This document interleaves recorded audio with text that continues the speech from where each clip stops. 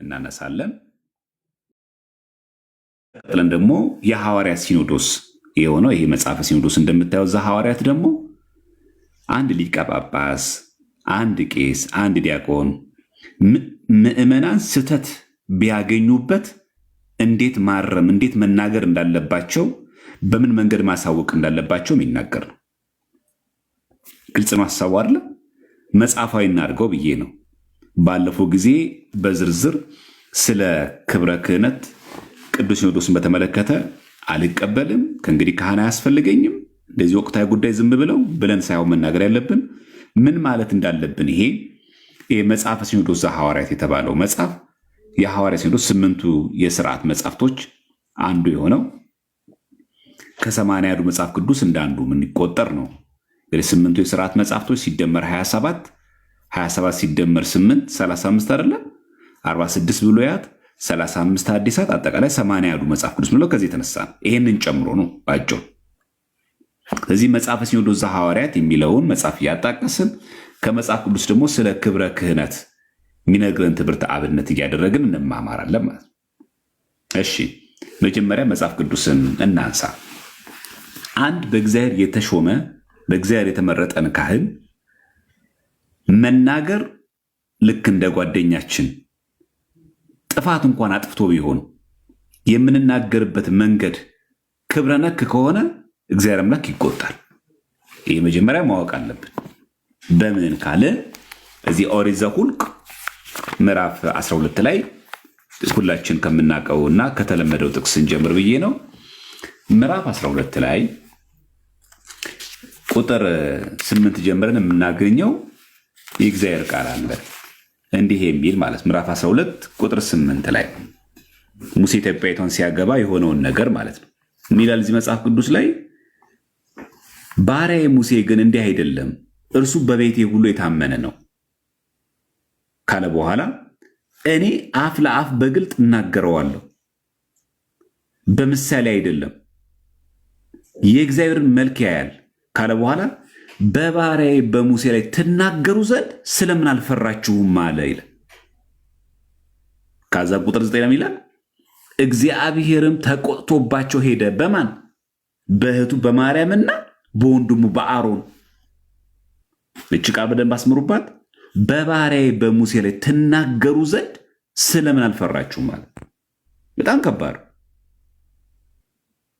ስለዚህ እግዚአብሔር የሾማቸው የመንፈሳውያን አገልጋዮች ከቅዱስነታቸው ከፓትርያርኩ አንስተን ሊቃነ ጳጳሳትን፣ መነኮሳትን፣ ካህናትን፣ ዲያቆናትን በአጠቃላይ በእግዚአብሔር የተመረጡ ሰዎችን ለምን አልፈራችሁም የሚል ትናገሩ ዘንድ እኮ ነው የሚለው።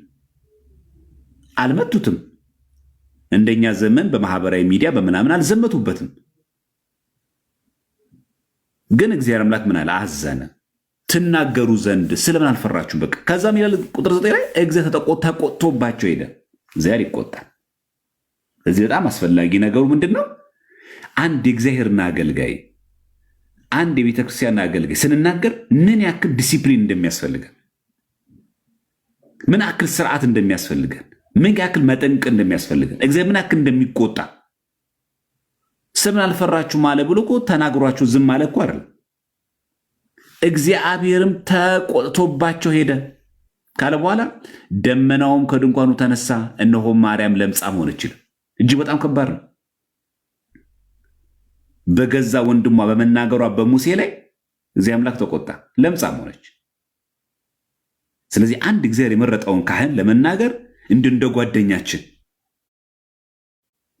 እንደ ክላስሜት፣ እንደ ሰፈር ጓደኛ፣ እንደ አብሮ አደግ፣ እንደ ስራ ባልደረባ ማየት የለብንም። የኃጢአት ለምጽ ያመጣል።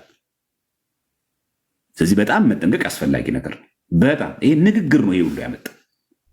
ይሄ በብሉይ ኪዳን ነው ኦሪት ዘኍልቍ ላይ የምናገኘው። ወደ አዲስ ኪዳን ደግሞ እንምጣ። በአዲስ ኪዳን ደግሞ ልክ እንደዚሁ ተመሳሳይ ነገር እናገኛለን። በእውነት ግሩም የሆነ ነገር። ይሄ መጽሐፍ ቅዱስ ይታያቸዋል ወይስ በዚህ በአፑ ላሳያችሁ? ይሄኛው ድንገት በደንብ ጎልቶ ማይታያችሁ ከሆነ በአፑ ባሳያችሁ የተሻለ ይመስለኛል። አይ ቲንክ ይሄ ይሻላችሁ፣ በዚህ ይሻላችኋል። በዚህ ላሳያችሁ። ሌላኛው እዚህ በማቴዎስ ወንጌል ላይ መድኃኒዓለም ኢየሱስ ክርስቶስ የተናገረው ነው። በወንጌል ደግሞ ስናጸናው ማለት ነው። ምዕራፍ 18 ላይ የማቴዎስ ወንጌል ምዕራፍ 18 ቁጥር 15 ጀምረን እስከ 19 ደግሞ እንመልከት። እንዲህ ይለናል፣ ወንድም ቢበድልህ ሄደህ አንተና እርሱ ብቻችሁን ሄዳችሁ ውቀሰው። ስለዚህ ሰው ቢያጠፋ አሁን አያችሁ፣ ከቤተክርስቲያን አገልጋይ ሆነም ይሁን ማንኛውም ክርስቲያን ሆነ ቢበድልህ፣ ያ ማለት ጥፋት ቢያጠፋ ሄደህ አንተና እርሱ ብቻችሁን ሆናችሁ ውቀሰው። ቢሰማ ወንድምህን ገንዘብ አደረግከው፣ አዳንከው ማለት ነው። ያንተ አረግከው ማለት ነው። እንዳንተ ክርስቲያን ያረግከው። ባይሰማህ ግን ስደቦ ይላል ወይም ምታው ይላል። በሁለት ወይም በሶስት ምስክር አፍ ነገር ሁሉ እንዲጸና ዳግመኛ አንድ ወይም ሁለት ከአንተ ጋር ውሰድ። ስለዚህ ብቻህን መከርከው፣ ከዛ ደግሞ ሁለት ጓደኛ ጨምረ ደግሞ ከአንተ ጋር ሶስተኛ ሆኖ ደግሞ ምከረው። እውነት ለመናገር እኛ ይህን መንገድ እንከተላለን። አሁን ገና ወንድማችን ሳንናገረው ምናማ ሰዎች የለንም። እኛ ጋር ቡጨቃ የለም፣ ሐሜት የለም፣ መዘልዘል የለም። እንኳን ሁለትና ሶስት ቀርቶ ወንድም ይበድል ሄደ እማው እኮ አይደለም የሚለው፣ አንተና እርሱ ብቻችሁ ሆናችሁ እኮ ነው የሚለው። ውቀሰው። ይሄን ማን ነው የሚከተለው? አሁን በተለይ ደግሞ በዚህ በዘመነ ቲክቶክ ጥፋት ስናይ ስተት ስናይ መጀመሪያ ሄድን ወንድማችን በግል እናናግረዋለን። በኢንቦክስ ቆይ ወንድሜ እንዲህ አይቼ ነበር፣ ይቅርታ፣ በይና ባንተ ይቅር፣ በይና ባንቺ ይቅር፣ ይሄ እኮ ትክክል አይደለም ብለን ወቅስ እናውቃለን። ሲከብድስ ለሁለት ለሶስት ሆነ መከር እናውቃለን ወይስ እናማለን? አሁን የፈለግኩት እኔ ይህንን መሰረታዊ ነጥብ ማስገንዘብ አይደለም። ርዕሳችን ክብረ ክህነት ስለሆነ ወደዛ ነጥብ ልግባ። እሺ፣ ብቻህን ነገርከው፣ አልሰማህም። ቢሰማ ጥሩ ነበረ። ገንዘብ አደረግከው ማለት የአንተ አደረግከው፣ ተመለሰ ከጥፋቱ ማለት። ሁለት ሆነ ደግሞ ሰው ጨመርክና አንተ ሶስተኛ ሆነ ሄድክ። ቁጥር 17 ላይ እነርሱንም ባይሰማ ለማን ይሰማ? ለቤተ ክርስቲያን ንገራት ይላል። ቤተክርስቲያን ተባሉት እነማን ናቸው? ጉባኤ እኮ ነው። ለህንፃው አይደለም እኮ ሄዶ የሚናገረው። አይታችሁ ምን ያክል ክብረ ክህነት ትልቅ እንደሆነ።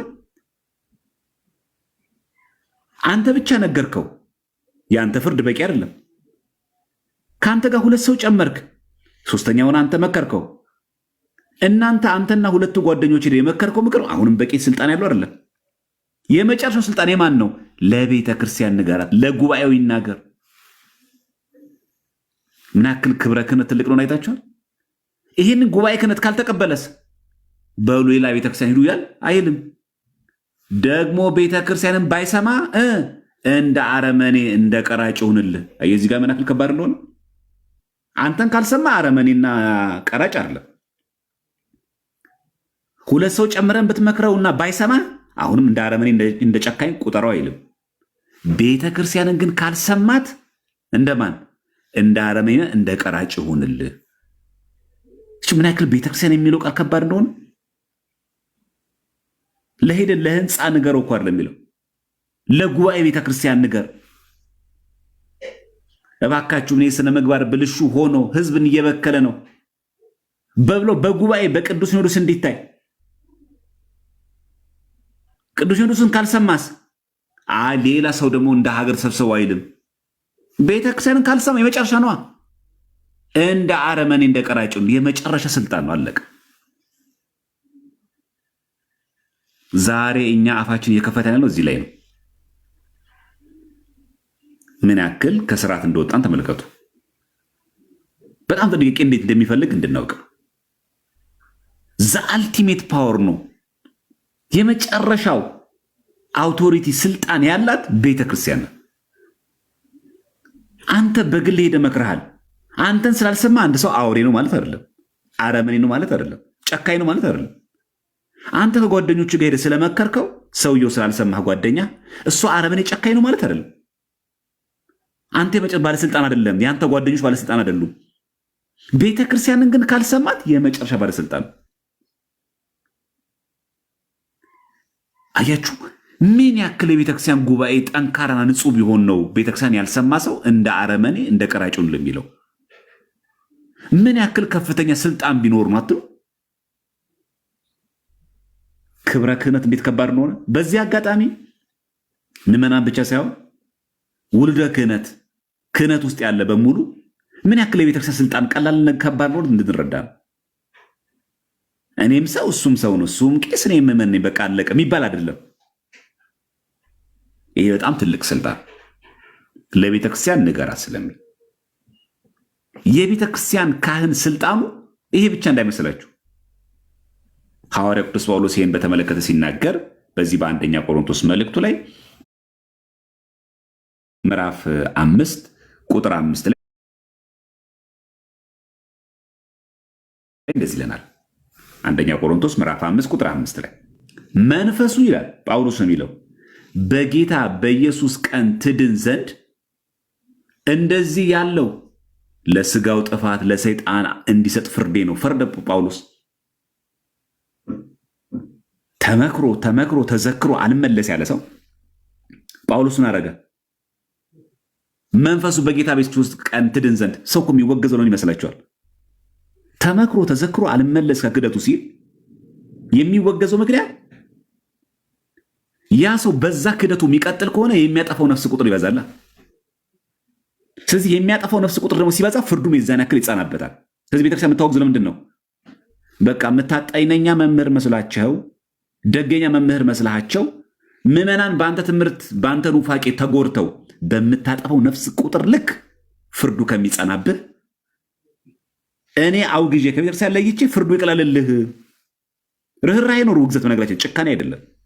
አንድ ሁለተኛ ምዕመናን ሲወገዝ አይተው በሉ ከአሁን በኋላ ደገኛ መምህር መስሏችሁ እሱ ጋር የምትማሩ ሰዎች፣ የእሱ መጽሐፍ የምታነቡ፣ የእሱ ስብከት የምትሰሙ፣ ትምህርቱ የምትከታተሉ ሰዎች እንዳሱ ተጠንቀቁ። ስጋው ይጎዳል፣ ቢያንስ ነፍሱ እንኳን ትትረፍ። ያጠፋው ነፍስ እንኳን ቁጥሩ ትንሽ ነው ይባልለት። ምን አለ? ለስጋው ጥፋት እኮ ነው የሚለው። ለማን ይሰጥ? ለሰይጣን እንዲሰጥ ፍርዴ ነው ይላል። ፍርዳችሁ ነው አይልም፣ ፍርዴ ነው። ስልጣነ ክህነት ነው። ይሄ ቀላል ነገር አይደለም ምዕመናን። ይሄ ስልጣነ ክህነት አንደኛ ቆሮንቶስ ምዕራፍ 5 ቁጥር 5 አንድን ሰው ሊቃነ ጳጳስ ማለት ፓትርያርክ ማለት ቅዱስ ሲኖዶስ ማለት አንድን ሰው አውግዞ ለማን? ለሰይጣን እንዲሰጥ ምን ማለት ነው? ከቤተክርስቲያን ከተለየ ያ ሰው የማን ነው? የሰይጣን ነው። ክርስቶስ ራስ ከሆነላት ቤተክርስቲያን አካል ብልት ከተለየ ያ ሰው እድል ፈንታው ጽዋ ተርታው ከሰይጣን ለዛ ለሰይጣን እንዲሰጥ ፍርዴ ማለት አውግዤዋለሁ ማለቱ። ከተወገዘ ከቤተክርስቲያን ከተለየ ደግሞ ክርስቶስ ራስ ከሆነለት እሱ የሰይጣን ነው ማለት። ፍርዴ እኮ ነው የሚለው ጳውሎስ። እንዴት በአዲስ ሰው ያወግዛል ጳውሎስ? እንዴት ክርስቶስ የሞተለትን አካል እንዴት ለሰይጣን አሳልፎ እንዴት ይሰጣል? ፍርድ ነው። አየው ስልጣናቸው ክህነታቸው ድረስ ይደርሳል። በጣም ቀላል እንዳታረጉት። በጣም መጠንቅ አስፈላጊ ነገር ነው። ይህ ነው ስልጣነ ክህነት። እንደ ቀላል ነገር እንደ ጓደኛችን እንዳናስበው። ቲክቶክ ላይ ስለምንተዋወቅ በቀላሉ ካህናትን ስለምናገኛቸው ሊቃነ ጳጳሳት አሁን በየጊዜው የትም ቦታ ላይ አቬለብል ስለሆኑ እንደ ጓደኛ አድርገን እንዳናስብ። ጓደኛቸው እኮ ነው፣ ስልካቸው እኮ አለኝ፣ በየጊዜው እኮ አገኛቸዋለሁ ብለን ልክ እንደ ፍሬንድ እንዳናስብ። ማናችን እንዲህ ማድረግ አንችልም። እኔ በግሌ ሰው ማውገዝ አልችልም። ሊቃነ ጳጳስ ግን ይችላል። ያውም ደግሞ ፍርዱ ትክክለኛ ነው። ፍርዴ ነው አለ እግዚአብሔር። አይቀለብሰውም የኔ ጳውሎስን ፍርድ ለምን አይቀለብሰውም? ስልጣን ሰጥቶታላ። ጳውሎስ በዘረኝነት አለማ ለሚያወግዘው ጳውሎስ በጠላቻ አያወግዝማ። ጳውሎስ በስሜት አያወግዝማ። ለክርስቶስ በማሰብ በእውነተኛ አማናዊ ትምህርት በመጽናት ስለሚያደርግ የጳውሎስን ፍርድ እግዚአብሔር ያጸናለታል። ይሄ ብቻ አይደለም ጳውሎስ ያደረገው። ነገራችን ላይ አንዴ ብቻ እንዳይመስላችሁ። በዚህ በአንደኛ ጢሞቴዎስ መልእክቱ ሐዋርያ ቅዱስ ጳውሎስ ይህንኑ ቃል በስነ ምግባር ብልሹ የነበሩ ሰዎችን ሲመክር እንዲህ እንዳለ ተመልከቱ። ከነዚያም ይላል እንዳይሳደቡ ይላል። እዚህ ይታችኋል ከስር ቁጥር 20 ላይ ከነዚያም እንዳይሳደቡ ይማሩ ዘንድ አለ። እንዳይሳደቡ ይማሩ ዘንድ የሚሳደቡ ነበሩ። ይማሩ ዘንድ ለማን? ለሰይጣን አሳልፌ የሰጠኋቸው ይላል። አይ ያወገዝኳቸው ማለት ነው። ከቤተክርስቲያን ከተለየ አንድ ሰው የማን ነው? የእግዚአብሔር ካልሆነ የሰይጣን ነው እንጂ እኔ እግዚአብሔር ማድረው የሰይጣን ማድረው ማለት አይቻልም። ለሰይጣን አሳልፌ የሰጠኋቸው ማና ማን? ሄሜኔዎስና እስክንድሮስ ናቸው። ጭራሽ ስማቸውን ገለጸ። ምን ማለት ነው? ጢሞቴዎስ ይላከለት እነዚህን ሰዎች በመሳደባቸው አውግዣለሁ እንዳትቀበል። ምን እንዲደረጉ ነው ግን? ጠልቷቸው አይደለም፣ እንዳይሳደው ምን ይዙን? ይማሩ ዘንድ ተምረው የተወገዘ ሰው ይቅርታ ጠይቆ ጥፋቱ ገብቶት ወደ አማናዊቷ ቤተክርስቲያን እስኪመለስ ድረስ ለማን የሰጠኋቸው ይላል? ለሰይጣን አሳልፍ የሰጠኋቸው ሄሜኔዎስና እስክንድሮስ ናቸው። አንደኛ ጢሞቴዎስ ምዕራፍ 1 ቁጥር 20። በሐዲስ ጋር ውግዘት የለም የሚሉ ሰዎች አለ። ይኸው አለ፣ በደንብ አለ። ይኸው ጳውሎስ እኮ አደረገው። ለሰይጣን አሳልፍ። ከባድ ነገር እኮ ነው። ሰውን ከእግዚአብሔር ነጥለህ ለሰይጣን መስጠት ቀላል ነገር ነው?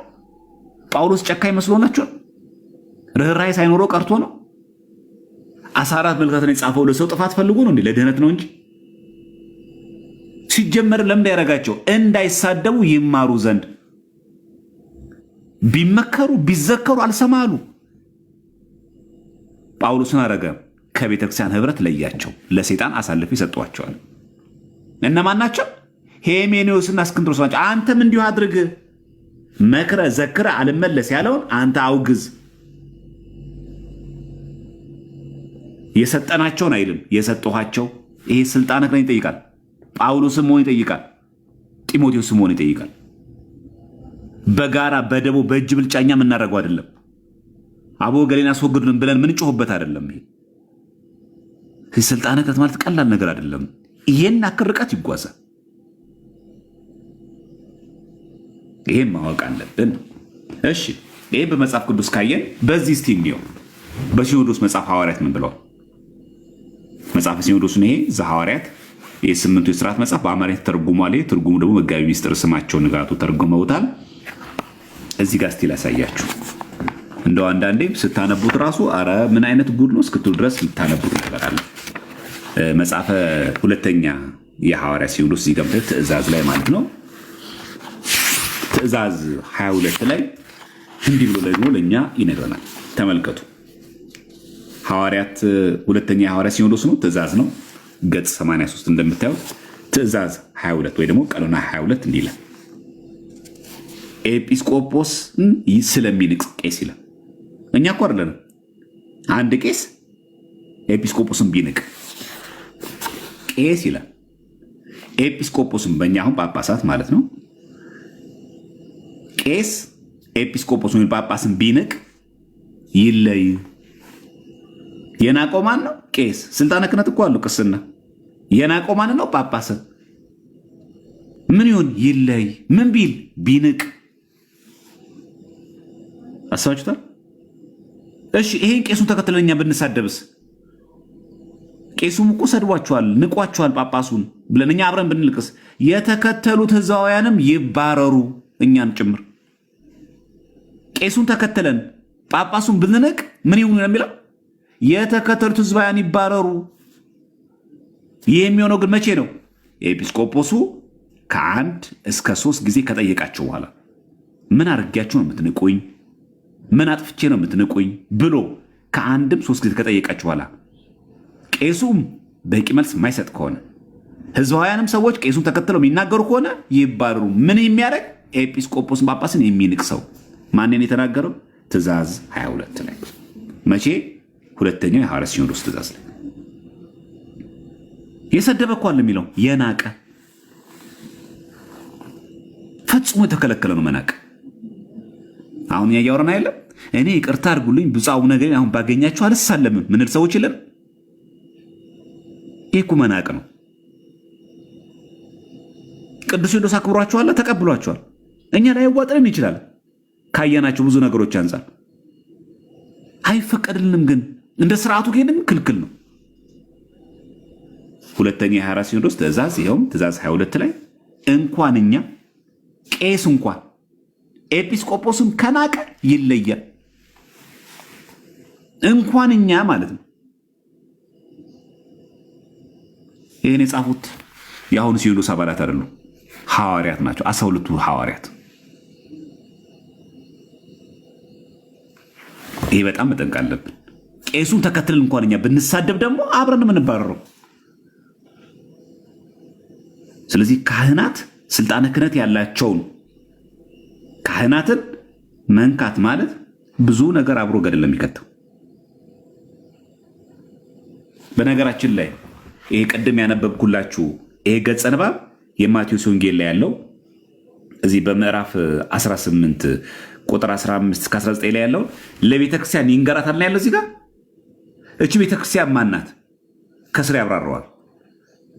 እንግዲህ እሱ እነርሱም ባይሰማ 2-3 ሰዎች መከራችሁት ባይሰማ ለቤተክርስቲያን ንገራት፣ ደግሞ ቤተክርስቲያንን ባይሰማት እንደ አረመኔ እንደ ቀራጭ ይሆናል ብሎ የለም።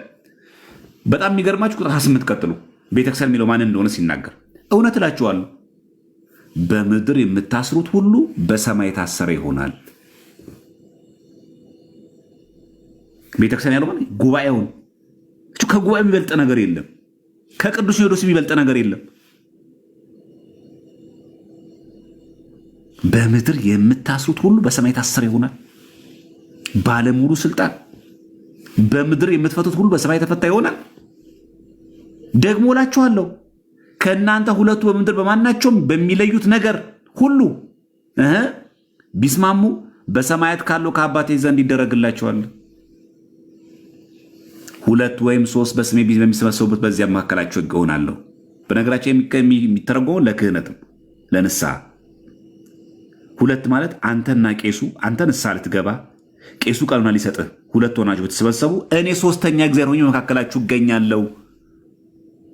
የካህኑን አይን አድርጌ የካህኑን አፍ አድርጌ ይሄን አክል ቀን ጹም፣ ይሄን አክል ቀን ጸልይ እኔ እልሃለሁ ማለቱ። 2 ሆናችሁ ማለት ያ ነው። አንተና የንስሐ አባትህ ብትገናኙ ብትሰበሰቡ፣ አንተ ንስሐ ልትገባ አበነፍስ ምክረ ካህን ኑዛዜ ቀኑና ሊሰጥህ በስሜ ብትሰበሰቡ በመካከላችሁ ይሆናለሁ። እኛ ለጉባኤ ምን ተረጉሟል? ይሄን በዋናነት ግን ይሄ ጥቅስ የሚናገረው ምንድን ነው? ንስሐ ለሚገባ ከአበ ነፍሱ ጋር ለሚገናኝ እኔ 3ኛ ሆኜ በሰማችሁ በእናንተ መካከል እገኛለሁ ነው የሚል።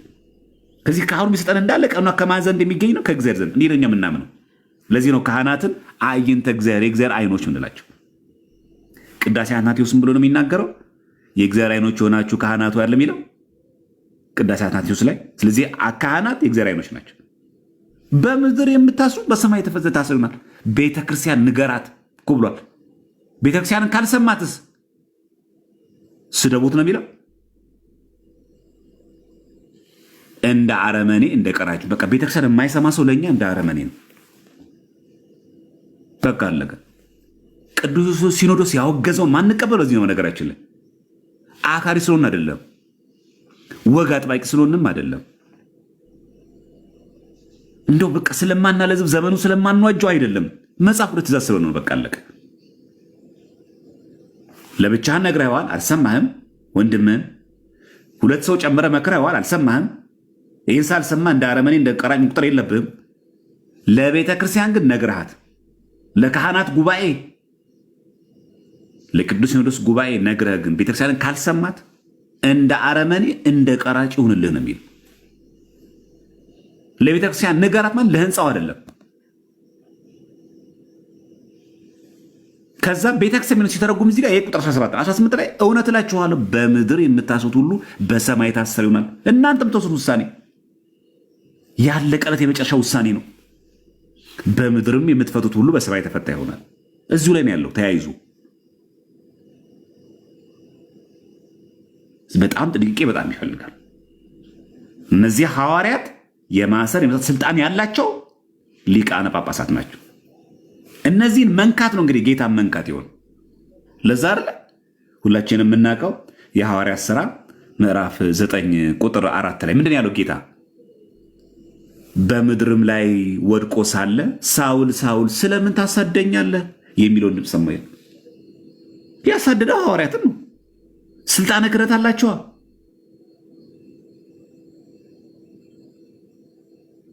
ቅዱስ ሲኖዶስ አባላትን ማሳደድ ማለት ጳጳሳትን ማሳደድ ማለት ምን ማለት እንደሆነ ተመልከቱ። ጌታን ማሳደድ ነው። ለዛ እኮ ነው ጌታ ሆይ ማነህ አለው። እርሱ ምን ብሎ መለሰው? ማነህ ሲለው አንተ የምታሳደኝ እኔ ኢየሱስ ነኝ። እውነት የዛን ጊዜ በአካል ጌታችን በመዋዕለ ሥጋዌ ምድር ላይ የተመላለሰ ነበረ? ጳውሎስ ይህንን ለጳውሎስ ይህን ሲናገር አይደለም፣ አድርጓል እኮ። እዚህ ሊቃነ ጳጳስን ከአንድ ቦታ ማሳደድ፣ ፓትርያርክን ማሰቃየት፣ የቅዱስ ሲኖዶስ አባላት ጳጳሳትን ማሳደድ፣ ካህናትን ማሳደድ ማለት ክርስቶስን ማሳደድ ነው። የምታሳድብኝ እኮ አይልም። ደቀ መዛሙርቶችን የምታሳደድ እኮ አይልም። ታሳድደኝ አላለው። ከስር ደግሞ አንተ የምታሳድደኝ እኮ ነው ያለው። አችሁ ፍጹም ውክልና ያላቸው አይገርም? ታድለው ፍጹም ውክልና። አንተ የምታሳደኝ እኔ ኢየሱስ ነኝ እኮ ነው ያለው። ስልጣነ ክህነት ያለውን አካል መንካት ማለት እሱን ማባር ማሳደድ ማለት እርሱን ነው። በዚህ አጋጣሚ እኛ እንድናከብራቸው ብቻ የተማራ ያለ ነው። እዚህ ውስጥ የምትሰሙ ካህናትም ካላችሁ ምን ያክል የስልጣን መሆኑን አውቀን ክህነትን እንድናከብረው። አይ ይሄ እኮ አለ ከአሁን በኋላ አክብሩ ፍሩን፣ እሺ ቀላል ሰው እንዳልመሰለን እንድንታበይበት አይደለም። ምን ያክል ስልጣኑ ክርስቶስን መወከል ማለት ምን ማለት ነው? የምታሳደኝ እኔ ኢየሱስ ነኝ እስኪል ድረስ እኛ በዛ ልክ ክህነታችን እየጠበቅን ነው። በዛው ልክ ጵጵስናው አለ። ይህም ጥያቄ አለው። በሁለት ወገን ነው እየተማማርን ያለ ነው። እኛ እንድናቀው ስልጣኑ እንደ ተራ ጓደኛ እንዳናስበው፣ ስልጣነ ክህነቱ ያለው አካልም ጭምር ነው። በዚህ ልክ ራሱን ደግሞ አክብሮ እንዲያየው ቀላል ነገር መመጻደቂያ ነው እንድንወዳ። ዲድስቅልያ ላይም ይሄን ይናገራል።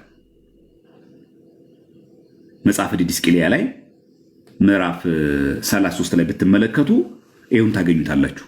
ፍጹም ውክልና ያላቸው መሆኑን የምትረዱት በዚህ እንዴት እንደታደሉ በዚህ አጋጣሚ መርዳት ይቻላል። እውነት እግዚአብሔር አምላክ በዚህ ቤተክርስቲያን መኖርን ስለሰጠን ደግሞ ስሙ የተመሰገነ። በእውነት ነው የምላችሁ፣ ቀላል ነገር እንዳይመስላችሁ። ፍጹም ውክልናን መታደል ጭምር ነው፣ ተራ ስልጣን አይደለም። ምዕራፍ 33 ቁጥር 75 እና 180 ላሳያችሁ። መጽሐፈ ዲድስቅልያ ይኸው ምዕራፍ 33 ላይ ቁጥር 75 ተመልከቱ ምን እንደሚል። ቁጥር 75 አባቶቻችሁን አክብሩ ይላል። ግድ ነው፣ በቃ አለቀ። ይሄ የምታመቻምቸው አይደለም። አባቶቻችሁን አክብሩ ግድ ነው፣ በቃ አለቀ። አትጠይቅ አልተባለም። ስርዓት ባለው መንገድ አትናገራቸው አልተባልክም። ግን አክብር። አንተ ልጅ መሆንን ሳትረሳ እነሱ አባት መሆናቸውን ሳትዘነጋው አክብር። አባቶቻችሁን ማን ያለው ነው? ዲድስቅልያ ዘማርያም አይደለም ያለው። ምዕራፍ 33 ቁጥር 75 ላይ ተመልከቱ። አባቶቻችሁን አክብሩ። ይሄ አንድ ቦታ ቁጥር 75 ብቻ እንዳይመስላችሁ 180 ላይ ሄዱ። እዛ ላይም አለ 180 ላይም ሄዱ። ይሄ 180 ላይ ስትመለከቱ ደግሞ ተመሳሳይ ታገኛላችሁ። ይሄ ቁጥር 180 ላይ ደግሞ አባቶቻችሁን አክብሩ አለ ይላል። ደገሙ። እዛው ምዕራፍ ላይ ነው እንግዲህ እዛው ምዕራፍ ላይ አባቶቻችሁን አክብሩ ይላል። ስለዚህ አባትን ማክበር የሐዋርያት ትእዛዝ ነው። ይሄ በጣም ጥንቃቄ የሚፈልግ ነገር ነው። ቀለል አድርገን የምናስባቸው ግን ዋጋ የሚያስከፍሉ ነገሮች ስላሉ። እሺ ስለ ሰማዕታት ምን እናድርግ? አሁን በአርሲ የተገደሉ ሰማዕታት አሉ። ይሄን በተመለከተ የሐዋርያት ሲኖዶስ ምን ይላል? ስለ ክብራቸው የሚናገር ብቻ ነው። በጣም የሚገርማቸው ይህን መጽሐፍ ይናገራል። እስኪ እናንብበው። ገጽ 291 ላይ ይሄ መጽሐፍ ቢኖራችሁ ጥሩ ነው። ለሁላችን ለእውቀታችን ስለሚጠቅመን ማለት ነው ብናነበው ማለት ነው። ይሄ መጽሐፍ ማለት ነው የሐዋርያት ሲኖዶስ ሐዋርያት ምን እንዳሉ ነው የሚናገረው። ይሄ መጽሐፍ ስለ ሰማዕታት እንደዚህ ብሎ ይናገራል። ቁጥር 42 ተመልከቱ። ስድስተኛው የሐዋርያት ሲኖዶስ የስሙን ቀናዊ ሁለተኛ ሲኖዶስ የሚለው ላይ ቁጥር 42 ተመልከቱ። በሃይማኖታቸው ምክንያት በደንብ ስሙ። በሃይማኖታቸው ምክንያት ለሚሰደዱ ሰዎች እና ከሀገር ወደ ሀገር ለሚንከራተቱ ሰዎች ምንኛ ደስታ ይሆንላቸዋል ይላል። በጣም ይገርማል። የሚሰደድ ሰው አለ በሃይማኖቱ ምክንያት። ከሀገራቸው ወደ ሀገር የሚንከራቱ ሰዎች አረም እንኳን ደስ ይበላችሁ እኮ ነው እያለ ያለው። ደስታ ነው የሚገባችሁ ይላል። እንዲህ የሚለውን የክርስቶስን ቃልም ያስታውሳሉ። ምን የሚለውን? ከአንድ ሀገር በሚያሳዳችሁ ጊዜ ወደ ሌላ ሀገር ሽሹ ትድናላችሁና፣ በሃይማኖት ነፍሳቸው የጨከነ ሆኗልና።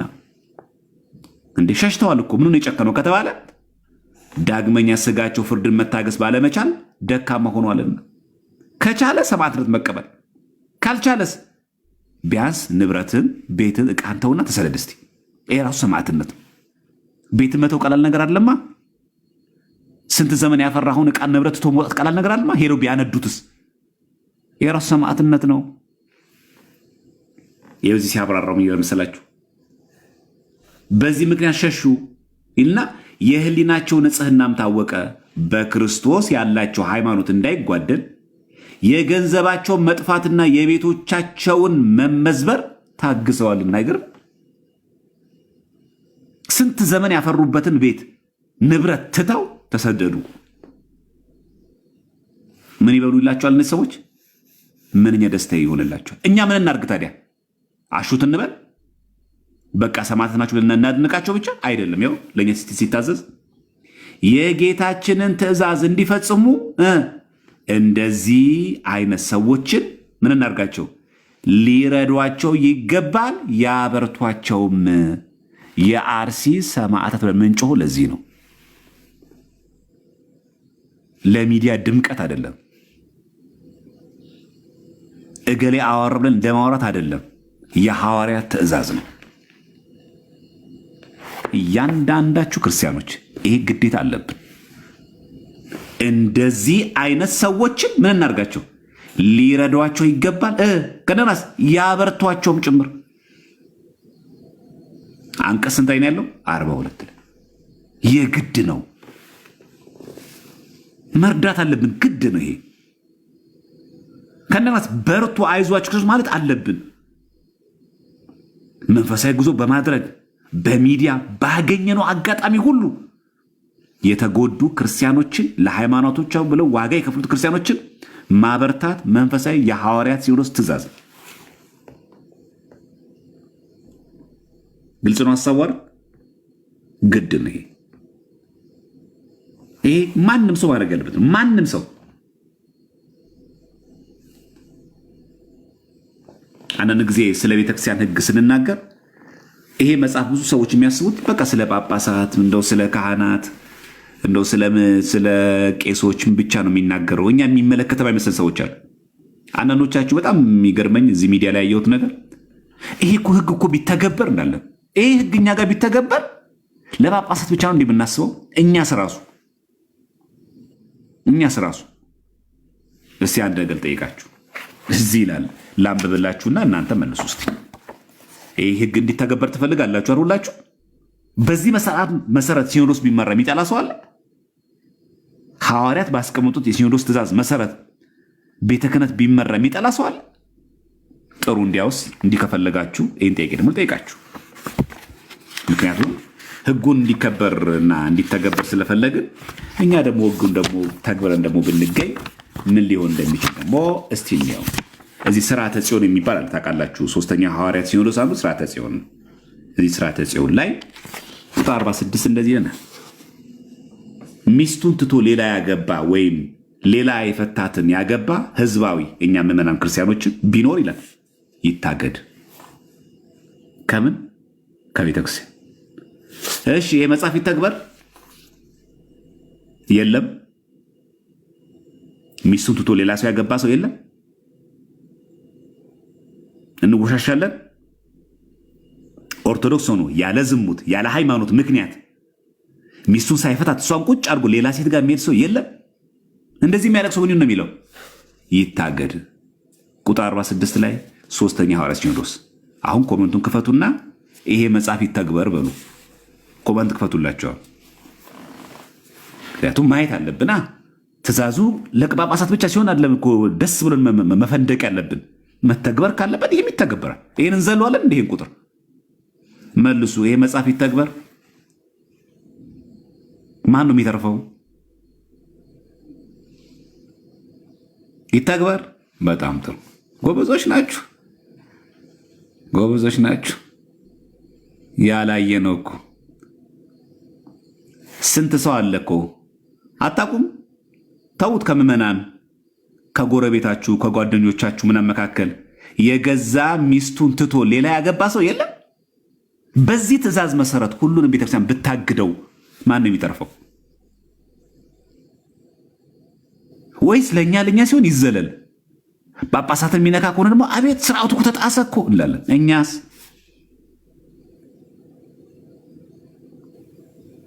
ቀላል ይመስላል። አሁን እቺ ስትታዩት ሁላችሁም እዚህ ጋር ይተግበር ቀላል ነው እንዴ? እንደው ጥሩ ነው። እንደውም ማን ነው የሚገባው ቤተክርስቲያን? ሚስቱን ትቶ ሌላ ያገባ እኮ ነው የሚለው። ወይም ሌላ የፈታትን ያገባ ህዝባዊ እኛን እኮ ነው ክርስቲያኖችን በሙሉ ቢኖር ይታገድ ነው የሚለው። ይህ የሚናገረው ስርዓተ ጽዮን ነው። አንቀጽ 46 ነው።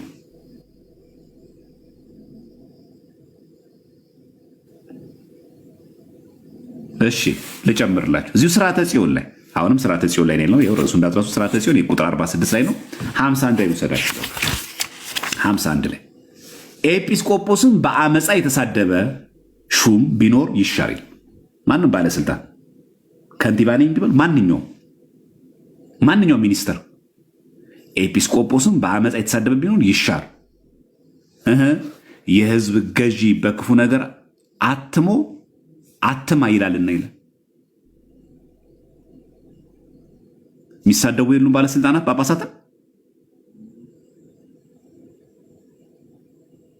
እሺ አሁንም ስርዓተ ጽዮን ቁጥር 42 ቁጥር 52 ተመልከቱ።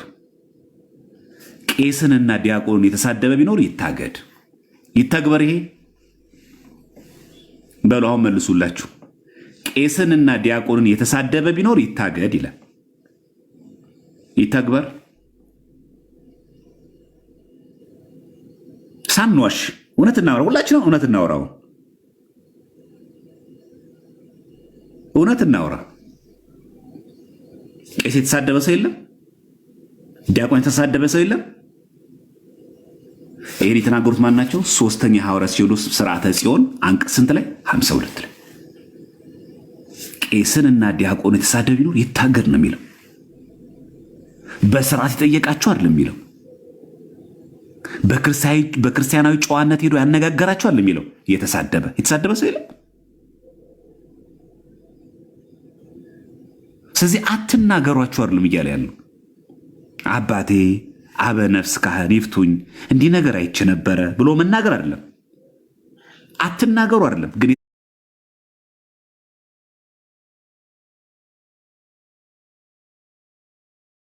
የተሳደበ ሰው የለም።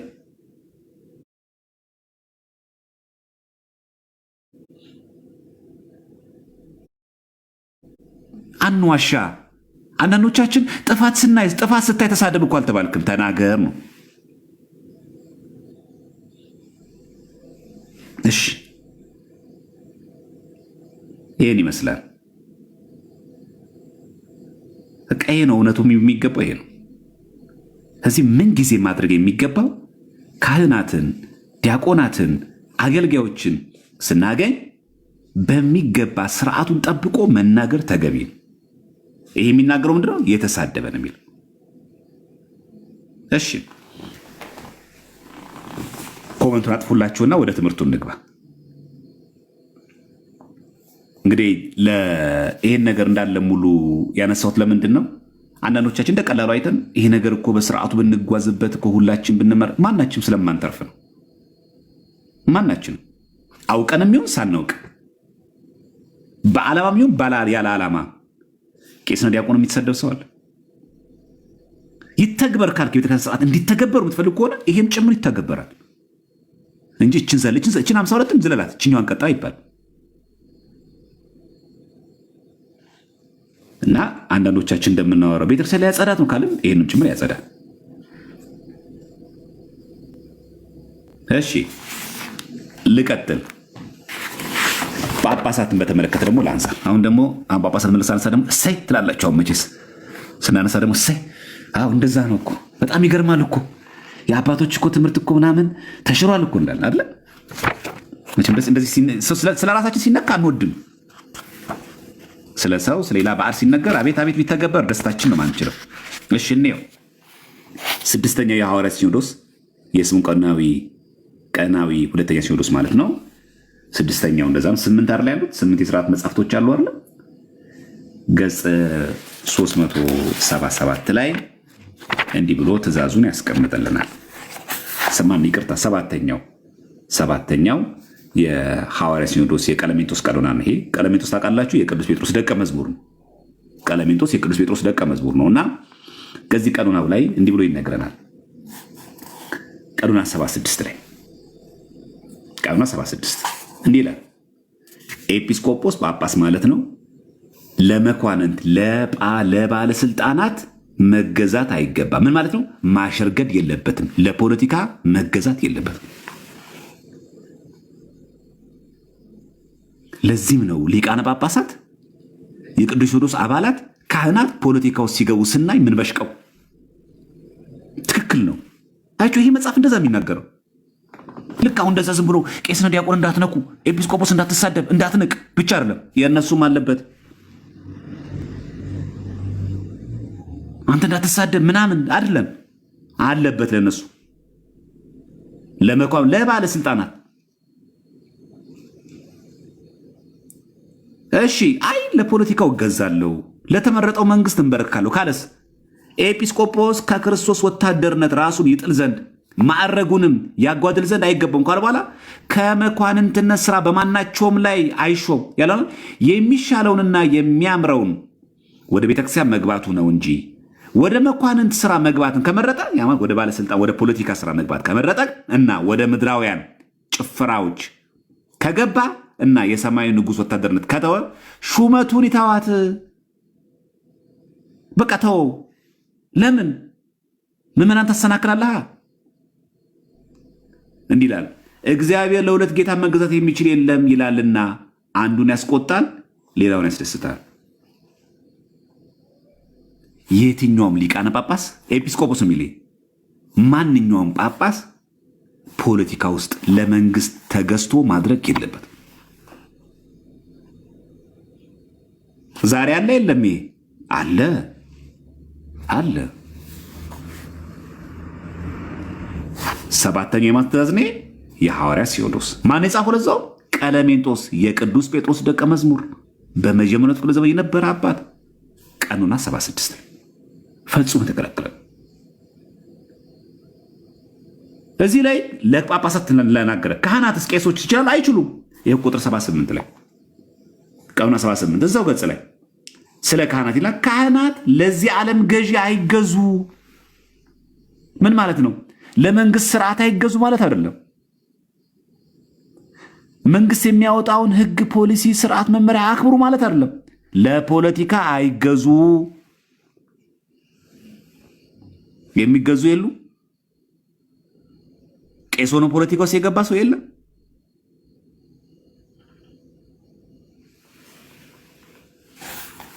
በቃ ቅድም የምናን አወራን አይደለም? ሲተገበር ይህም ጭምር ይተገበራል፣ የኛም ይተገበራል። አቤቱ ማረን ነው ማለት ያለብን እንጂ በትክክለኛው በዚህ በሐዋርያት ሲኖዶስ ስርዓቱ እንኳን ከመጣን ማናችንም አንተርፍም። ማይተርፈው የቅዱስ ሲኖዶስ አባላት ካህናት ብቻ ሳይሆን እኛም ጭምር ምእመናን። ስለዚህ ለኤጲስቆጶስም ክልክል ነው፣ ለካህናትም ክልክል ነው። ዛሬ ቤተክርስቲያናችን የምትፈተነው በዚህ ምክንያት ነው። ልጆቼ ይበልጡብኛል ቢሉ ኖሮ ልጆቻችን ይበልጣሉ ከተባለ ለመኳንንት መገዛት አይገባም። እውነትን እውነት ማለት አለባቸው፣ ሐሰትን ሐሰት ማለት አለባቸው። ይሄ ለቀሳውስትም እዚህ ጋር ካህናትም ጭምራል። ለዚህ ዓለም ገዢ አይገዙ ይላል። ከነደግሞ ለኤጲስቆጶሳትም ጭምር አትቀላቀል ነው የሚለው። ከዛስ አይ ለመንግስት ባለስልጣን መሆን ፈልጋለሁ ካለስ የቤተ ክርስቲያን ሹም ለመሆን ቢፈልግ ይሻር ይሰናበትም ነው የሚለው ጭራሽ።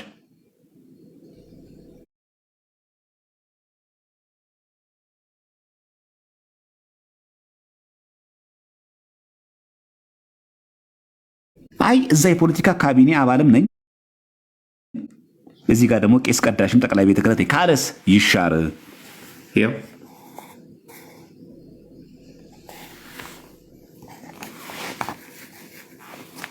አሁን እኔ ለመግለጽ የፈለግኩት እኛንም ሁላችንም ማማከል አለበት።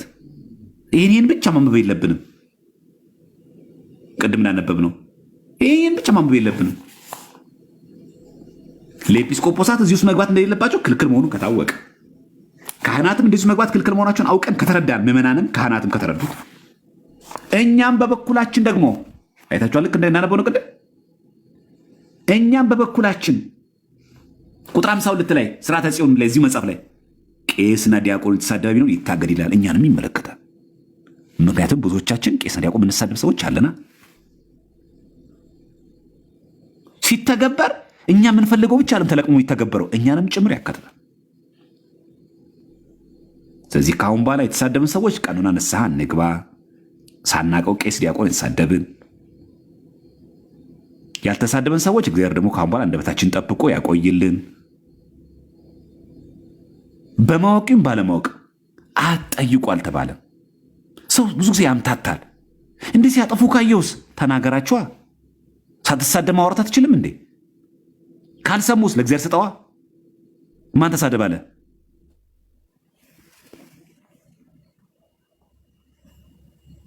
እዚህም በደንብ ማወቅ አለብን። አንዳንድ ሰዎች የሚናገሩት ይህንን ነው። ቄስና ዲያቆን የተሳደበ ቢኖር ይታገድ ነው የሚለው። በቃ ከተተገበረ የቅዱ ብቻ ይህም ይተገበራል። ሥርዓተ ጽዮን ይሄድ እንጂ ልክ እኛን የሚጠላን እየለቀን ነው። ኧረ አንሳሱ ግል አንልም። እሺ ማህበራዊ ሚዲያ የምናገለግል ሰዎችስ? የሚሰብክ ሰው አለ፣ የሚያስተባብር ሰው አለ፣ እዚህ መልካም ስራ የሚሰራ ሰው አለ። ይህን በተመለከተም ይሄ ላይ እዚህ ላይ ያለ ሥርዓተ ጽዮን በጣም ይገርማቸዋል። የሌለ ነገር የለም እዚህ ላይ ላንብብላችሁ እሷንም በዚህ አጋጣሚ ስራችን በደንብ እንድናቃት ማህበራዊ ሚዲያ በተለያየ መንገድ የምናስተምር ሰዎች በሰንበት ቤት፣ በማህበራት፣ በቲክቶክ ብቻ በተለያየ መንገድ የሚያስተምር ሰው አለ። ላይቭ ስትሪሚንግ የሚያስተምር አለ። በአካል ሰንበት ቤት ማህበራት ላይ ቤተክርስቲያን አውደ ምሕረት ላይ ምናምን የሚያስተምር ሰው አለ። ካህናትን አይደለም ምዕመናን እንደኛ ነፃ ተሳትፎ ነፃ አገልግሎት የሚሰጥ ሰው አለ። አምስተኛው የሐዋርያ ሲኖዶስ የስምንት ቀንና የመጀመሪያ ሲኖዶስ ላይ አንቀጽ 78 ተመልከቱ። ገጽ 261 ላይ በሉ ተመልከቱ። አሁን በደንብ ስሙት። ሰዎችን ለጥሩ ተግባር የሚያስተምር ቢኖር ይላል። ማናችንም አለ ሰዎችን ለጥሩ ተግባር የሚያስተምር ቢኖር አለ ለሰላምና ክርክርን ለመቁረጥ በመካከላቸው ቢገባ በዚህ አይመካ። በቃ ማንኛውም ሴትም ሆንክ ወንድ በተለያየ መንገድ በሰንበት ቤት ሊሆን ይችላል፣ በማህበራት ሊሆን ይችላል፣ በማህበራዊ ሚዲያ ሊሆን ይችላል፣ በጽዋ ማህበራት ልንገኝ እንችላለን። ለጥሩ ነገር የምናስተምር ከሆነ ግን አትመካ። ምን እናርግ? በቃሉ 1 በአይኑ 2 እና በነፍሱ 3 ንጹህ ሆኖ መገኘት አለበት። አይታል ሰው እኮ ያስተማርክ ነው። ሰዎችን ለጥሩ ተግባር የሚያስተምር ቢኖር እያለን ነው። በዚህ አትመካ። ግን በምን ንጹህ ነውን? በንግግርህ፣ በቃል፣ በአይንህ 2 በነፍስ ንጹህ ሆኖ መገኘት አለበት። ለምን? ይህ ስራው አይደለምና። ይሄ ማስተማር መምከር የማስተማር ነው። የቤተክርስቲያን ስርዓት የካህናት ነው አይደል? እኔ አሁን እያስተማርኩ ያለሁት እኮ የኔ ስልጣን አይደለም። እንደ ትክክለኛ የቤተክርስቲያን ስርዓት ከመጣን እኮ እንደዚህ አይነት የቤተክርስቲያን ትምህርት ማስተማር ያለበት ቄስ ነው። እኔ ዲያቆን ነኝ። መስበክ ማስተማር ያለበት ማን ነው? ቄስ ነው። በነገራችን ላይ ይህ ስራው አይደለምና። ስራችን ምንድን ነው? እኛ የካህናትና የኤጲስቆጶስ ተግባር ነው እንጂ ማስተማር መምከሩ ማለት ነው።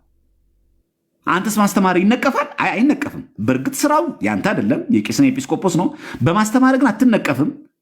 ግን መደበኛ ስራ ምንድን ነው? ግን በመጀመሪያ ራሱን ያስተካክል። ይህን አድርጎ ደግሰ ይሁን መጀመሪያ። ቀጥሎስ ከዚያ ሰዎችን ማስተማር ይጀምር። መጀመሪያ ማን አስተካክል ይላል? ራሱን ያስተካክል።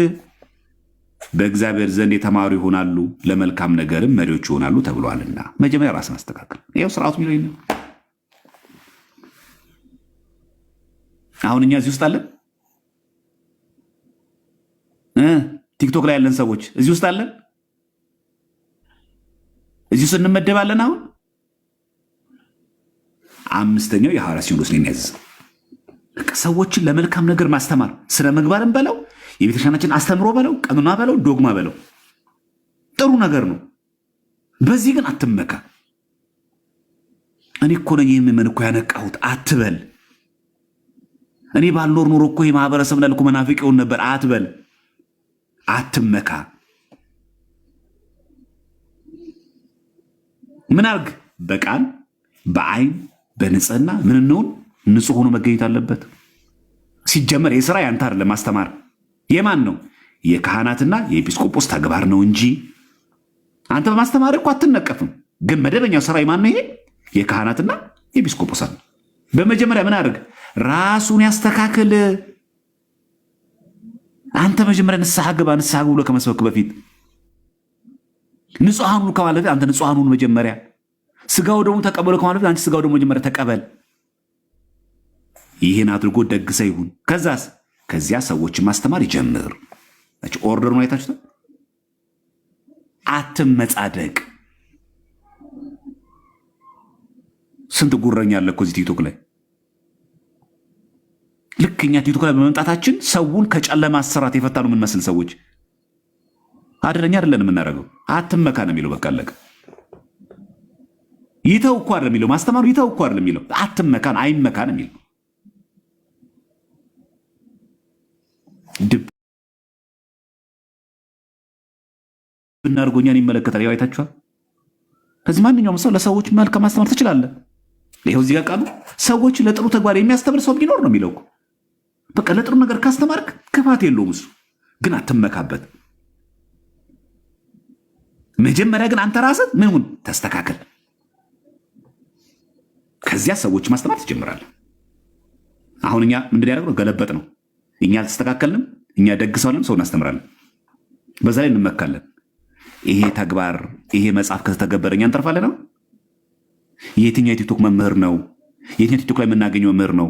መጀመሪያ ራሱን አስተካክሎ ደግሰው ሆኖ በቃሉም በአይኑም በነፍሱ ንጹህ ሆኖ ተገኝቶ እያስተማረ ያለው።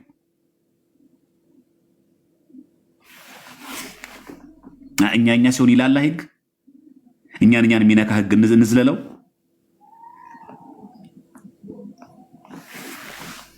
ስለዚህ እኔ ብቁ አይደለሁም ማለት ነው። ሌላውን ሰው አላውቅም። ስለ ራሴ ሳወራ ይሄ መስፈርትን ያላሟላውም። በቃሌም በአይኔም በነፍሴም ንጹህ አይደለሁም። መጀመሪያ ራሱን ያስተካክል። እኔ ራሴን ገና አላስተካከልኩም። ስለዚህ ሰዎችን ለማስተማር ብቁ አይደል። ስለዚህ መምህር አትበሉም ነው። ለዚህ ነው በነገራችን ላይ ከዚያ እኮ ነው ሰዎችን ማስተማር ይጀምር የሚለው። እኔ ለማስተማር ገና ሰውን ገና አይደለኝም። ለምን ገና ነኝ? ደግሰው አይደለሁማ። ደግሰው ይሁን እኮ ነው የሚለው እዚህ ጋር።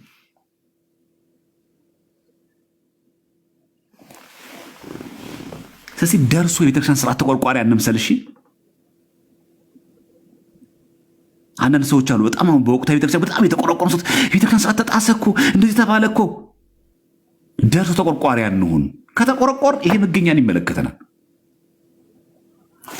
እኛ ኦርቶዶክስ ነን። እኛ ኦርቶዶክስ ከሆንን መጽሐፍ ቅዱስ በእንዴት ነው? በምልአት። እኛ ይሄ መጽሐፍ ቅዱስ የምንቀበለው በምልአት ነው። የማቴዎስ ወንጌል ስንቀበለው በሙሉ ነው። ከብሉይ እስከ ሐዲስ ከኦሪት ዘፍጥረት ጀምሮ እስከ ራዕየ ዮሐንስ የምንቀበለው። እኛን የሚነካን እየዘለን አናልፍም።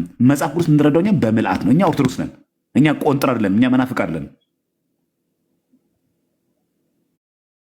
ካህናትን የሚነካ ጳጳሳትን የሚነካ ቃል ሲሆን እሰይ እፎይ ደስ ሲል እንላለን። እኛን የሚነካ ሲሆን ደግሞ አይ እንላለን። ኤጭ የሚባል ነገር የለም። ከተገበረ ሙሉ ነው መተግበር ያለበት። ስለዚህ በዚህ አጋጣሚ የራሳችን እንድናይ ያደርገናል። በቃ አለቀ። ይሁን።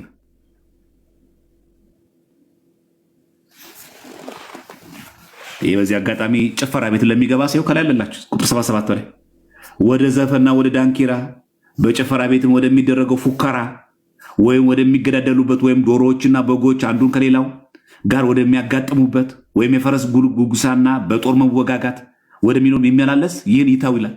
ወደዚህ የሚገባ ሰው ካለ ይተው፣ ከእርሱ ይመለስ፣ ስራውንም ይተው፣ የአረመኔ ስራ ነውና እምቢ ካለ ይለይ ይላል። ምን የሚገባ? ወደ ዘፈን፣ ወደ ዳንኪራ፣ ወደ ጭፈራ ቤት የለም። እኛ ውስጥ ተውት። አገልጋይ የለም። እንደዚህ አገልጋይ ናይት ክለብ የሚገባ የለም? ጭፈራ ቤት የሚገባ ሰው የለም? ይሄ መሰንቆ የተገዘገዘ ፉከራ የሚገባበት ቤት የለም? ይተው ይላል። ካልተመለሰስ ስራውንም ይተው፣ ይህን ተግባሩ የአረመኔ ስራ ነውና። ከዛስ እምቢ ካለ ይለይ ይላል። ከቤተክርስቲያን ነው የሚለየው። አምስተኛ ሐዋርያ ሲኖዶስ የስምዖን ቀዳማዊ የመጀመሪያ ሲኖዶስ አንቀጽ 77 ላይ አለ። ይህም እንዝለለው። ማናችንም አንተርፍም እላችሁ ለዚህ ነው። ማናችንም። በዚህ አጋጣሚ ፕሮቴስታንቶች ካላችሁ ያው ተመልከቱ። እናንተ ዘፈን አታወግዙም፣ እናንተ ጨፈር አታወግዙም። ብዙ ኦርቶዶክስ እኮ ጨፋሪ ነው፣ ብዙ እኮ ደናሽ ነው። እናንተ እኮ ይኸው ተጻፈ እኮ ያው ጭራሽ እኮ ይተው ብቻ እኮ አይደለም የሚለው ይለይ እኮ ነው የሚለው።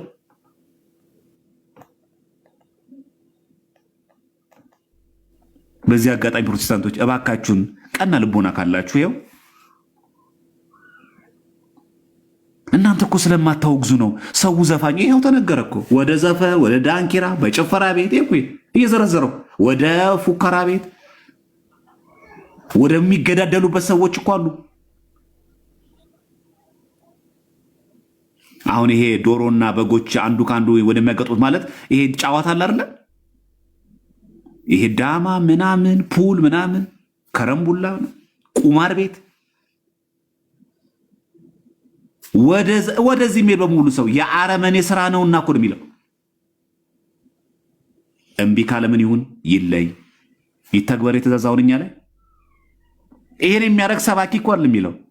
ይሄን የሚያደርግ ቄስ ዲያቆን እኮ ምዕመናንም ጭምር ሁላችን እኮ የሚመለከተው።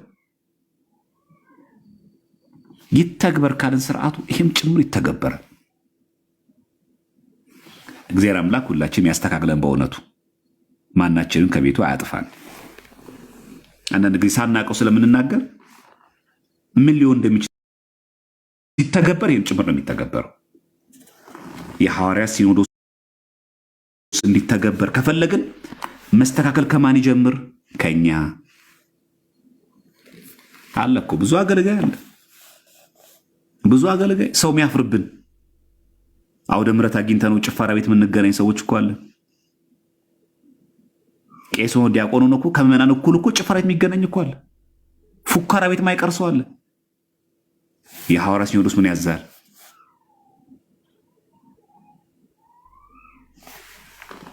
ከዛ ለቤተክርስቲያን በጣም ነው የምቆረቆረው፣ የቤተክርስቲያን ነገር ሲነካ ያመኛል። ይሄም ሊያምህ ይገባል። ይሄም እኮ ሊያምህ ይገባል። መጀመሪያ አንተ ከጭፈራ ቤት ውጣ። እስኪ ከዘፈን ቤት መጀመሪያ ውጣ። አንተ መጀመሪያ ከዳንኪራ ቤት አንተ ውጣ። መጀመሪያ አንተ የምን ተግባር ነው ይሄ? የአረመኔ ስራ ነው።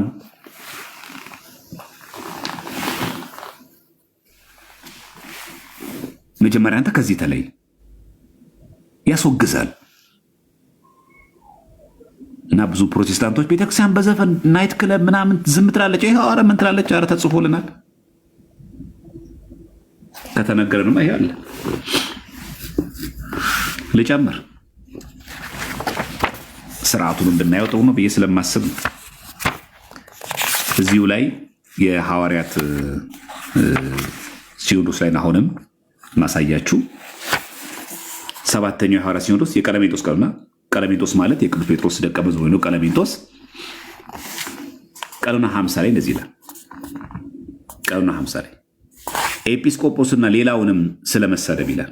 ኤጲስቆጶስ ጳጳስ ማለት ነው። በዚህ አገላለጽ የሰደበ ወይም የረገመ አላውቀውም ያለ አይገርምም? እኔ ብፁዕ አቡነ ነገር የሚባል ነገር አላውቅም ያለ እና እንደ ሰነፍ የቆጠረ ከማዕረጉ ይሻር። ያው ይህን የተናገረው ማን ነው? ቀለሜንጦስ። አንቀጽ ስንት ነው? 50 ላይ ኤጲስቆጶስን ጳጳስን ማለት ነው የሰደበ ወይም የረገመ አላውቀውም ያለ እሳቸውን ባገኝ አልሳለም የምንላቸው የሉ አላውቀውም ያለ እና እንደ ሰነፍ የቆጠረ ምንም እኮ አያውቁም ያለ ከማዕረጉ ይሻር።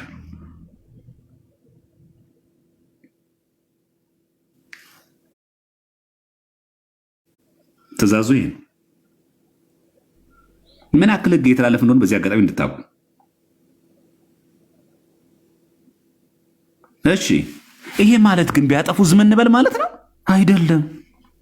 ትእዛዝ አለ። ይኸው እዚህ ጋርም አለ። ኧረ አንዳንዶቹን ያነቡና ኧረ ይኸው እዚሁ ላይ ይሄ ቅጽ ስንት ላይ ነው? አንቀጽ ስንት ላይ? 50 ላይ 53 ተመልከቱ። ይኸው የራሱ ቀለሜንጦስ ነው። 7ኛው የሐዋርያ ሲኖዶስ የቀለሜንጦስ ቀኖና ነው። 53ኛው ተመልከቱ ምን እንደሚል። ለአንድ ሀገረ ስብከት የተሾመ ኤጲስቆጶስ ጳጳስ ወይም ቄስ ቢኖርና ይላል ካህናቱና ህዝቡን ቢተዋቸው መንጋውን ቢተዉት። እንዲህ ቢተዉ ጳጳሳት የሉ አሉ። ከዛስ በትእዛዝ ባይጎበኛቸው ምዕመኑን ቢተዋቸው እረኛ ባይሆናቸው ሊቀ ጳጳስ እግዚአብሔር መፍራትን ባያስተምራቸው ከእነርሱ ይሻር።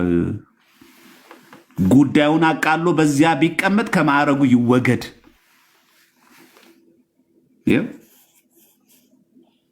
አለ ለአንድ ሀገረ ስብከት የተሾመ ጳጳስ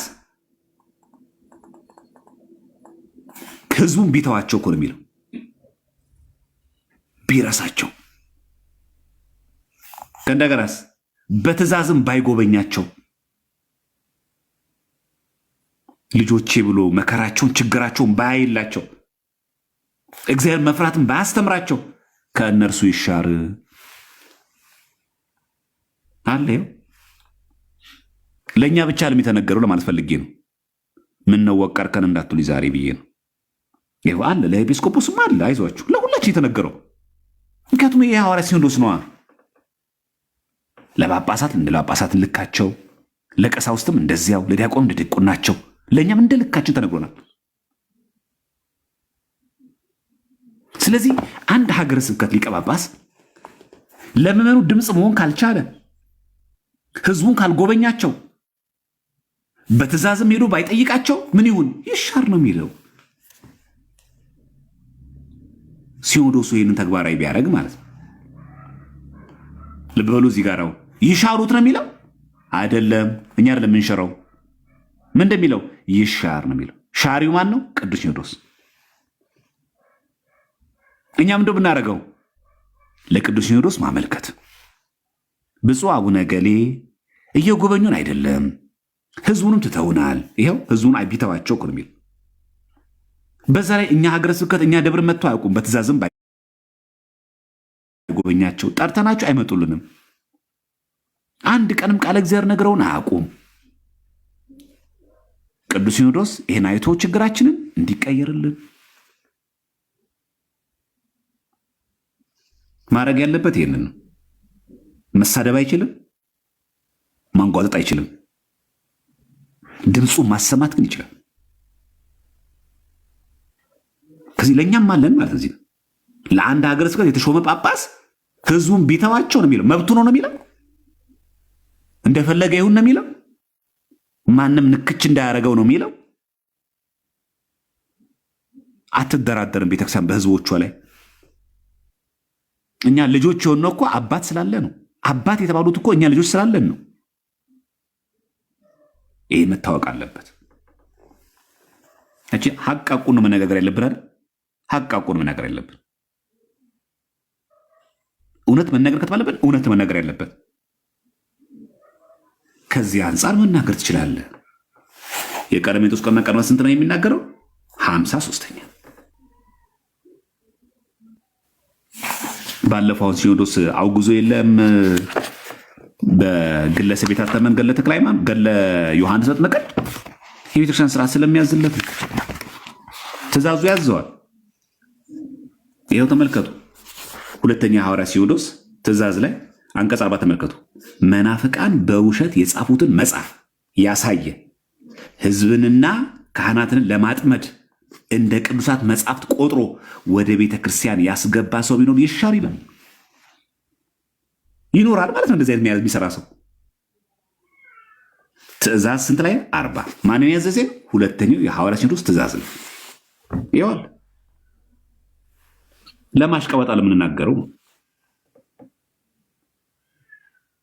መናፍቃን በውሸት የጻፉትን መጽሐፍ እኮ ነው የሚለው። አድርገዋል እኮ የታደሱ መናፍቃን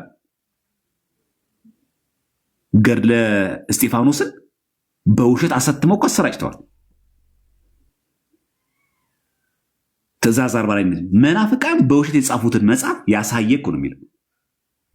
ልክ እንደ ትክክለኛ ትምህርት ያሳየ ህዝቡንና ካህናትን ለማጥመድ እንደ ቅዱሳት መጽሐፍት ቆጥሮ አይታችኋል። ንግግሩ ወደ ቤተ ክርስቲያን ያስገባ ቢኖር ይሻር። ለዛ ነው ዮሐንስ መጥምቅ 10 ጊዜ ተወልዷል፣ ከአዳምና ከሔዋን በፊት ነበረ ብሎ ለተናገረው ግለሰብ ያሳተመው ነባሩ ገድለ ዮሐንስ መጥምቅ ሳይሆን ጥንታዊው ገድለ ዮሐንስ መጥምቅ ሳይሆን በግለሰብ የታተመው ተወግዟል። ይህ ትእዛዝ ስላለ ነው እዚህ ጋር።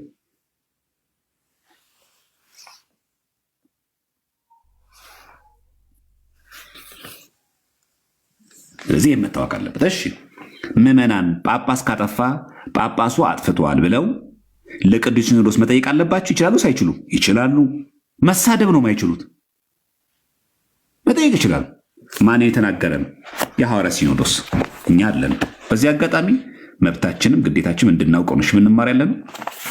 ይሁን 7ኛ የሐዋርያት ሲኖዶስ የቀለሜንጦስ ቀኖና ነው። ቀለሜንጦስ ነው የተናገረው። ነገራችን ላይ ቀኖና 69 ተመልከቱ። ቀኖና 69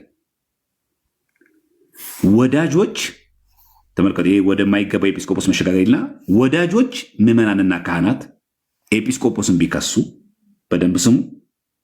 ወዳጆች ነው የሚለው። እኛ ምዕመናን እና ካህናቶቹ የሀገረ ስብከቱ ጳጳሱን ቢከሱ መክሰስ አይችሉ ነው የሚለው አይደለም። ግን እንዴት አድርገው?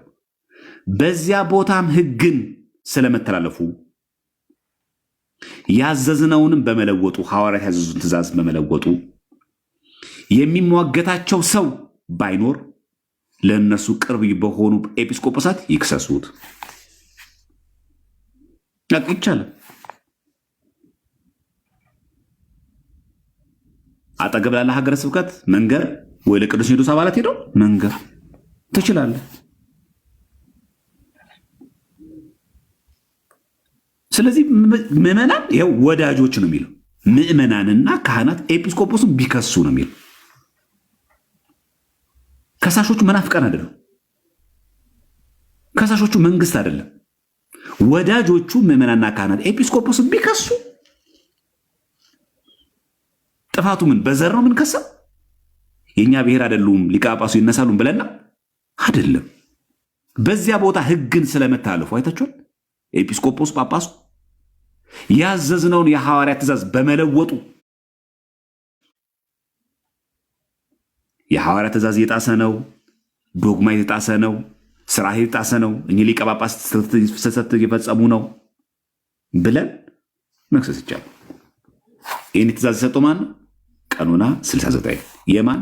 7ኛው የሐዋርያት ሲኖዶስ የቀለሜንጦስ ቀኖና። እንዳትነኳቸው አይልም። ጳጳስ አይሰሳትም አይልም። ጳጳስ የሚከሰስ አይደለም አይልም። የት ግን? ሚዲያ ላይ ነው የሚለው። በስነ ስርዓት አደራጅቶ ካህናት ለቅዱስ ሲኖዶስ የማቅረብ ስልጣን አለው። ያ ግን ምንከስበት ምክንያት ምን መሆን አለበት? በዚያ ቦታ ሕግን ከተላለፈ፣ የቤተክርስቲያን ሕግ ከተላለፈ፣ የሐዋርያት ሲኖዶስን ከለወጠ፣ የቤተክርስቲያን ስርዓት ካጓደለ እንጠይቃለን። በመናፍቃን ግን አይደለም። ከመናፍቃን ምስክርነት አንቀበልም። መናፍቃን አሉ እንደዛ የሚሉ አላያችሁ? መናፍቃን እንደዛ የሚሉ ይሄ ጳጳስ እኮ ወልዷል፣ ይሄ ጳጳስ እኮ እንደዚህ አድርጓል፣ አንቀበልም። ይሄንን የመናፍቃን ምስክርነት አንቀበልም። ለዛም ነው ትእዛዝ ላይ እንዲህ ብሎ የሚናገረው የሐዋርያት ትእዛዝ ላይ አንቀጽ 51 ላይ ይህን ትእዛዝ ይናገራል። ይኸው ተመልከቱ። ሁለተኛው የሐዋርያት ትእዛዝ ላይ የሐዋርያት ሲኖዶስ ትእዛዝ ላይ አንቀጽ 51 ላይ በኤጲስቆጶስ ላይ ይላል፣ በጳጳስ ላይ የመናፍቃንን ምስክርነትና የአንድን ኤጲስቆጶስ ምስክርነት እንዳይሰሙ ይላል። አንድን ጳጳስ በአንድ ጳጳስ ብቻ አይከሰስም። የማን ሌላስ? የመናፍቃን ምስክርነትም አንቀበልም። መናፍቃን ተሰብስበው ይሄ ጳጳስ ይነሳላችሁ ማለት የለባችሁ እንዲህ የሚሉ እኮ አሉ። ዛሬም የኛ ድምፅ የሆኑ መስሏቸው ጳጳስ እኮ ድሮ ቀረ። እኔ እኮ ዛሬ መናፍቅ እንኩት ይሄ ነገር አስጠሉት የሚል ሰው አለ። የመናፍቃ ምስክርነት አንቀበልህም በሉት። ያው ይደግመዋል እዚህ ጋር በኤጲስቆጶስ ላይ በጳጳስ ላይ ማለት ነው። ከመናፍቃን ምስክርነት አይቀበሉ። ትእዛዝ 51 ሁለተኛው የሐዋርያት ሲኖዶስ ትእዛዝ የመናፍቃንን ምስክርነት አይቀበሉ። አይቻልም። አንተ ተሐድሶን ወጥተሃል፣ በቃ አለቀ። አንተ መናፍቅን ወጥተሃል፣ አይመለከትም። መጀመሪያ ቤተክርስቲያን አንዱን ከቤተክርስቲያን አካል መጀመሪያ ተቆጠር።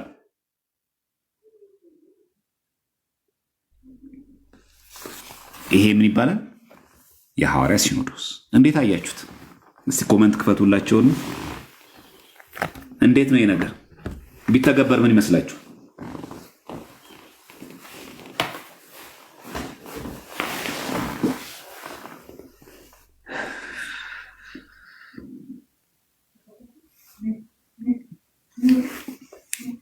እንዴት አያችሁት ምዕመናን?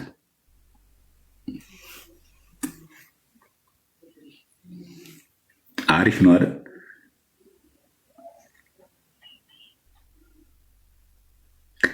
አዎ ይህንን ነገር ነው አሁን የምናስበው። ይህንን ነው በቃ